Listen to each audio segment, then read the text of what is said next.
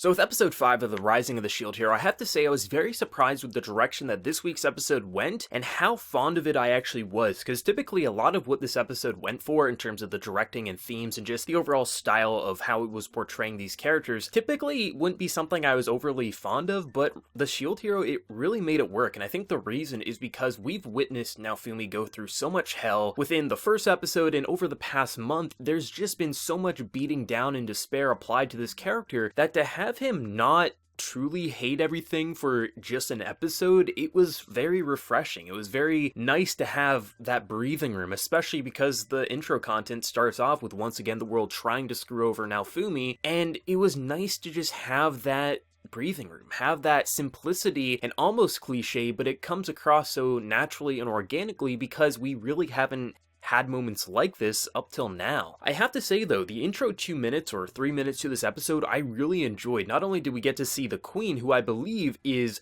Mind's mother, which it seems like she has some pull on that girl after what happened in this episode, it was nice to see the setup and just the way she was presenting herself, and you have these kind of mass assassin-like characters. There was a lot of mystery behind that, and then we jump right into the king paying off the soldiers and paying off the heroes, and of course he wanted to screw over the shield hero, which I was like, are we really going to kick off the episode not paying the shield hero, who has arguably done the most in this war up till now? And it was very refreshing. It was very pleasant to see two of the heroes say, listen, pay the man. You cheated, Spear Hero cheated, just pay the man. And what I like about this relationship is it's not like they're buddies or pals or they want to break bread with the shield hero. It's they value honor. They value like, you cheated, mine cheated, you're clearly cheating, you just don't want to pay the guy who arguably did the most. Hell, he's the reason the village was saved, not your knights. I like how there isn't like this kind of buddy system growing. It's simply that they just believe that they cheated and you should pay the guy who deserves his wages. Like, it was nice seeing that. I really do respect that. They're not going the road of being like, oh, screw the spear hero, we're gonna be pals with the shield hero. No, it's just,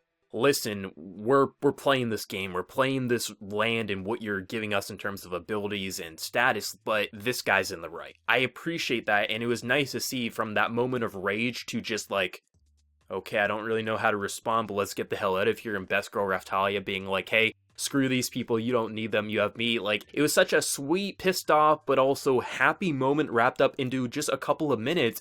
And it was refreshing. It was very refreshing. I think it set the tone of this episode remarkably well, because what I was expecting was Naofumi to once again get beaten down, screwed over, but it resulted in a more pleasant outcome. Sure, he still got underpaid in comparison to the rest, but it wasn't as bad as what we're typically used to. And to have that moment to set us up, kick into the opening song, to then transition into a lot more peaceful scenery, it was nice, I have to say. Maybe not everyone is going to agree with that and say that they wanted more darkness and despair, but I found it refreshing. I don't know if my heart could handle week after week of just beating me down. It might not be good for the blood pressure. So I did appreciate this episode and, once again, growing the cast who I thought, oh, we're gonna get a chocobo, we're gonna do some chocobo racing, he's gonna get someone to kind of ride around with. And it was interesting how this kind of relationship grew, because right away, it's like, oh, Naofumi is its mother, and how fast these characters grow. Like, Raftalia's body grew like in a matter of days, this bird grew in a matter of days. It was just like this, it almost felt like a game in a lot of ways, which, I mean, a lot of the times when you look through Naofumi's eyes, you do see like a game HUD, so it does feel like a game, but it was nice to see just these moments of, it was a simplistic directing choice of just showing off still frames and how the bird is growing, but it was just very refreshing and very fun to not see Naofumi completely be screwed over. Hell, seeing him be rewarded not by the king, but by the villagers that he saved. It's very interesting anytime you have a character who, in terms of status, is as low as it comes, but because the power of the people are supporting him, the more and more support he gains from the general folk, the weaker and weaker this kingdom would truly become. Because imagine if Naofumi had an army of 100,000 peasants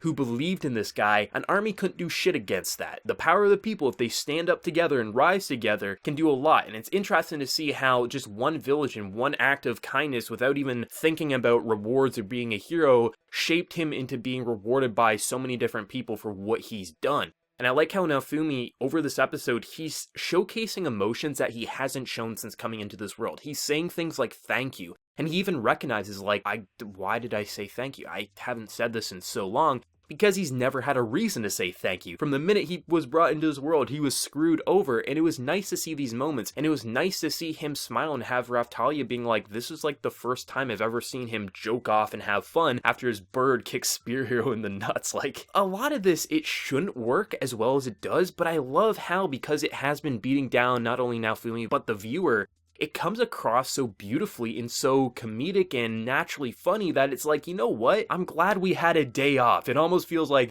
we get a day off from the bullying and the depression, and it felt right. I do expect going forward, as this cast does grow and evolve, that Naofumi will have more pleasant experience with his central group. Of course, I expect torment from the other heroes, the king, mine, like, there's still going to be torment, and I don't think that's going to change. I don't think his hatred for this world is going to change, but I do expect as he does these deeds, he will have more pleasant experience, like being rewarded, or just having a natural group to have fun with after a long day of work. I don't ever expect this torment to ever go away. I think that is going to be the main focus, and I don't expect my heart's going to heal anytime soon, but I do appreciate with what this episode showcased. And I have to say, this kind of slave owner, I love how, like, to him, like, Naofumi is like the ultimate business partner, because that's all he sees is like, this guy, you know, everyone hates him, he has to come to me, I'm going to supply him with everything, from eggs to just other slaves. It's absolutely incredible, and there was some pretty funny moments, like how when he was saying like, hey, if she's still a virgin, she's worth like 35 gold, and he like starts contemplating that. It's a very typical comedy scene, but you don't get to see that with Naofumi, so it naturally comes across as hilarious, at least for myself. But the overall race, like, there wasn't anything overly special with the race, but I have to say I had a blast. It just felt like a chocobo race, and how, of course, there's holes being applied to the ground, he's being slowed down, Spear Hero's being sped up, of course there's cheating going on, but it was nice to see how, even though he brought a bird to a dragon battle, the bird kicked some ass, absolutely. Like, that thing was speedy, and I love the leveling up at the end when he just gets even more buff. Like, I didn't know what the hell they wanted to do with this bird. Like, how big was, like, I was expecting like a griffin or something, like the final form, a griffin. I was not expecting her to level up to like basically like this lolly kind of like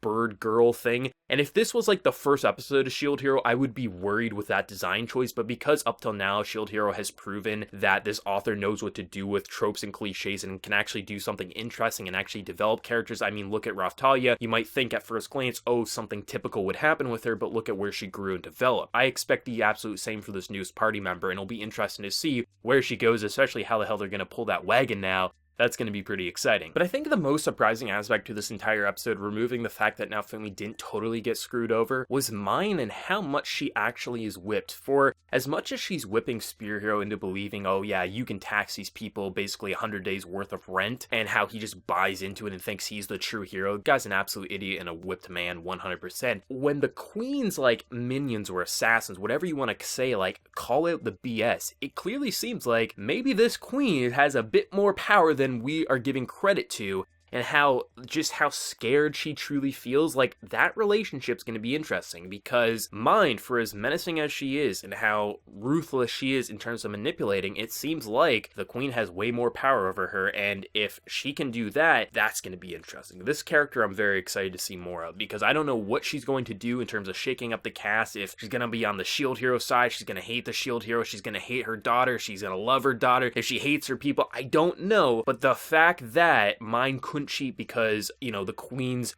minions said no, that's exciting. When we've been presented a character who is so manipulative and just such a horrible person up till now, and then the queen's soldiers are just like, hey, stop doing that, and she has to, where is that going to go? That is going to be absolutely exciting. And I just like all the little moments, like the people saying like, we would rather you be our lord, and how like Shield Hero's just like, that just sounds like a lot of work. After everything he's been through, he's just like, why do I have to keep working? And that moment at the end where he demands a reward, I kind of liked. He wasn't wanting money because obviously he knew he couldn't take money from them. They wouldn't be able to survive, and he's not that big of a douchebag. But he's like, I want something. And that wagon, I thought it was a nice kind of like, he deserves something, and that was probably the best thing he could get. Well, up until his bird evolved into basically Lolly Girl. This episode was very refreshing. For as typical as a lot of the directing choices was, it was refreshing for a series like Shield Hero, which has been beating down the viewer and Naofumi so much up till now. Of course, they definitely are hinting on, you know, Raftalia loving Naofumi and probably wanting something romantically, And now Fumi, I think they're going the route of making him oblivious, not because of the trope of he's so dense he doesn't see how people are feeling, but more of he just cares for her in a loving family way,